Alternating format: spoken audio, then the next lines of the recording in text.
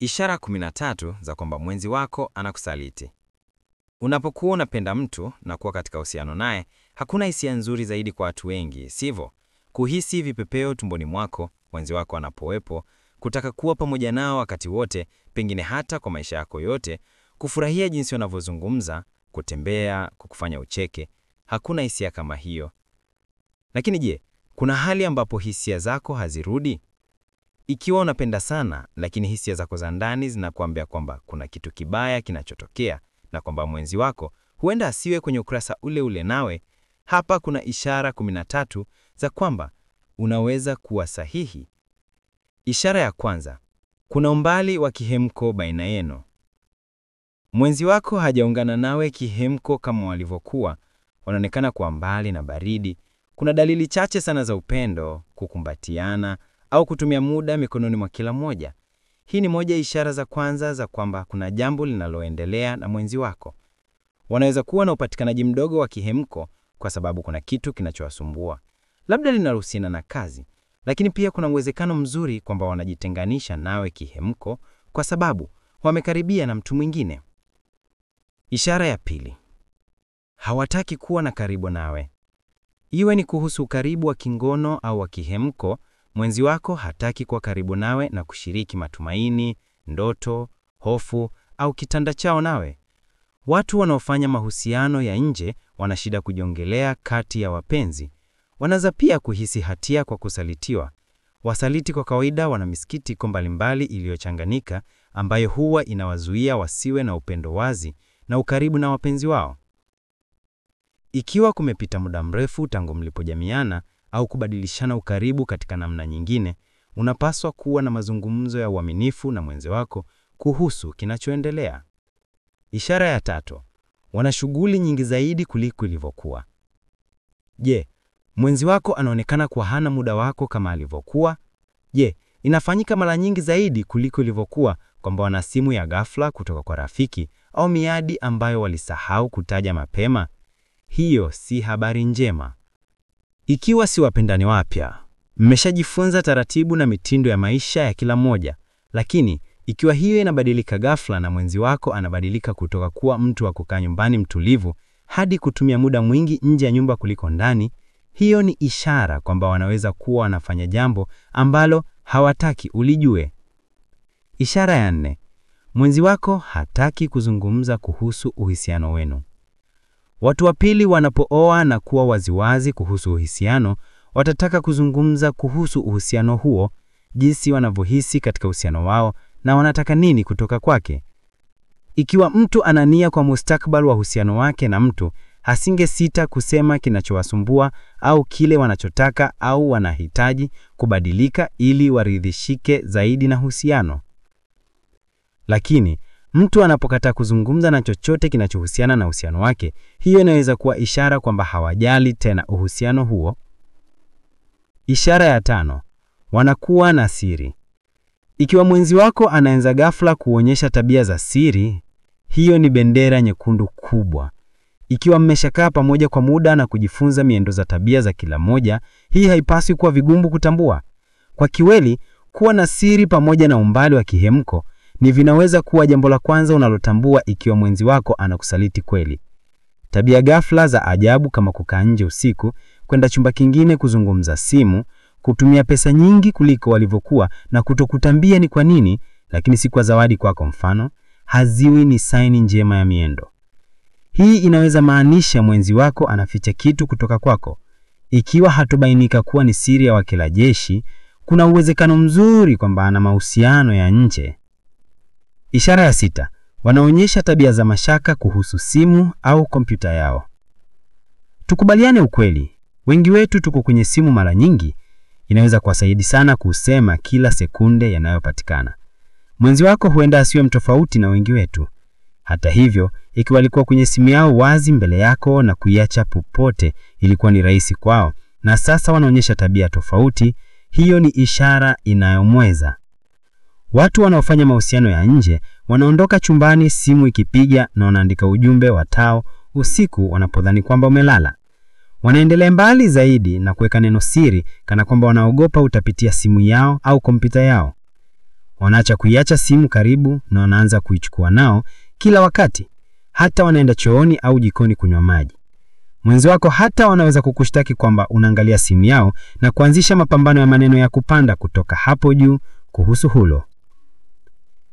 Tabia zote hizi ambazo si za kawaida kwao zinaweza kuwa ishara kwamba mwenzi wako anadanganya na anataka kulificha hilo kwako. Ishara ya 7. Mwenzi wako hatimizi mipango yake nawe. Ulikuwa unazungumza vyote na mwenzi wako, kutoka mipango ya weekendi hadi nje za kazi zinazokuepo, na hiyo ni ishara ya uhusiano ulio mzuri na wa afya. Sasa mwenzi wako hana nia kushiriki mawazo, mipango au matamanio yao nawe.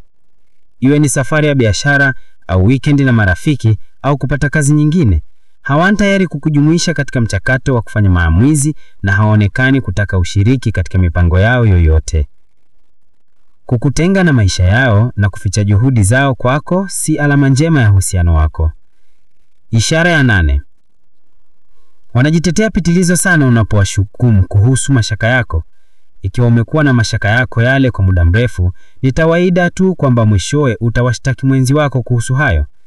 Ikiwa hawasaliti lakini wana matatizo kazini mfano, basi watakaa na kuzungumza nawe kwa busara na kuwaeleza kinachoendelea kwa kutoa sababu nzuri za tabia ngayo yoyote ungayoweze kuiangalia. Lakini mtu anayekusaliti atajitetea hadi kiwango cha kwamba kuna uwezekano mkubwa kwamba atakushambulia kwa kuwepo na wazo la msanda kama hilo wakati wote wanaikanda matokezi. Aina hii ya shambulizi, bora kuanjani utetezi, ni wazi kwamba kuna kitu kibaya. Ishara ya 9. Wamekuwa na manasafu mupwa kwa ajili ya muonekano wao. Watu wengi wanajali jinsi wanavyoonekana kwa ujumla. Wanaume na wanawake wote wanapenda kuonekana vizuri na wanalipa umakini mkubwa sana kwenye mbolao, kabati na nywele. Hiyo haipaswi kuwa jambo la kuhotia kwa ujumla. Lakini ikiwa mwenzi wako anaanza ghafla kufanya mazoezi kuliko hali ya kawaida au kubadilisha mkataji wa nywele yake au kabati lake, unapaswa kujiuliza, je, mfanya hivyo kwa ajili yangu au kwa ajili ya mtu mwingine? Ishara ya 10. Unahisi tu kwamba kitu hakiko sawa. Wakati wa kujadiliana kuhusu kuaminifu, watu wengi watakwambia usikilize hisia zako za ndani. Lakini hisia gani hasa hizo? Wanasaikolojia wanasema kwamba kile watu wanachoita hisia zao za ndani ni aina ya mchakato huo usiokusudiwa, ambao unahusishwa wewe kugundua mabadiliko madogo katika tabia za watu mwingine bila kukusudia na kupata mahitimisho kutoka kwao. Sasa ikiwa na una hisia hizo za ndani, huenda si hisia ya 6 maarufu, lakini sehemu ya kutokusuma akili zako inazokusihi ulipe kiini kwa kitu chochote ambacho bado hakijafikia kwako mwenyewe. Unapaswa kuzingatia hilo na kuangalia kama kuna kitu kile halisi au ni basi uipa tuhuza kwa uhusiano kuhusu uhusiano wako. Ishara ya 11. Mwenzi wako anapitia kitu kama machungu ya kati ya maisha. Hii inahusiana mahsusi na hali yako. Ikiwa mwenzi wako ana umri wa kati ya maisha, ikiwa ghafla wanaanza kutenda kama miaka 10 au 20 nje, uko katika shida. Watu wanaoridhika na waji wao, wapenzi wao na uhusiano wao wataacha kupitia machungu ya kati ya maisha. Wataanza kuvaa kama vijana, kurengi nywele zao, kuficha umri wao, hasa kwa wanaume, kununua gari za gharama, kufanya upasuaji wa urembo au kwenda kujumuika na watu kwenye vilabu vya usiku. Ikiwa mwenzi wako ana aina hii ya machungu, kuna uwezekano mkubwa kwamba wanakwenda kukusaliti au kwamba tayari wamekusaliti. Ishara ya 12. Kuna mabadiliko katika matumizi ya mitandao ya kijamii ya mwenzi wako. Mitandao ya kijamii inatuzunguka. Kila mtu hutumia aina fulani yake. Hata hivyo, ikiwa anaonyesha mabadiliko katika tabia zinazohusiana na matumizi ya mitandao ya kijamii, hiyo inaweza kuwa ishara ya udanganyifu. Ishara hizi zinamaanisha kujiunga na applications za mitandao ya kijamii mpya, kukaa usiku kwenye Facebook, kuwa rafiki au kufuata watu wengi mapya zaidi, au kubadilisha neno siri katika akaunti zao ambazo ulikuwa na uaccess mapema. Kwa vitendo hivi ni vitambo za nje kwenye mitandao. Ishara ya 13. Kuna mabadiliko katika tabia zao za matumizi. Unapokuwa katika uhusiano na mtu, moja ya vitu unavyojifunza kuhusu mwenzi wako ni tabia zao za matumizi. Jinsi wanavyotumia pesa zao, wanazitumia kwa nini. Unaweza kujikuta kwenye hali ya ajabu unapojifunza kwamba wametumia nusu ya mshahara wao katika siku 2 tu, lakini hujaona wakinunua kitu kikubwa au cha gharama na siku ya kuzaliwa yako haijakaribia haraka.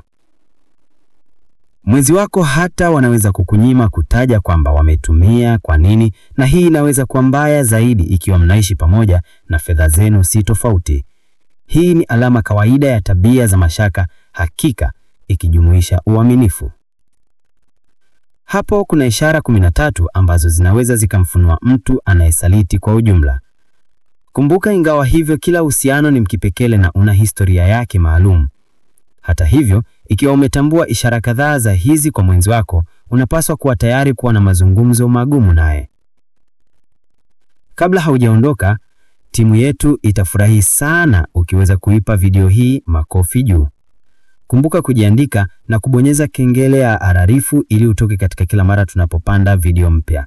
Asante sana kwa kutazama na tutaonana katika video yetu inayokuja.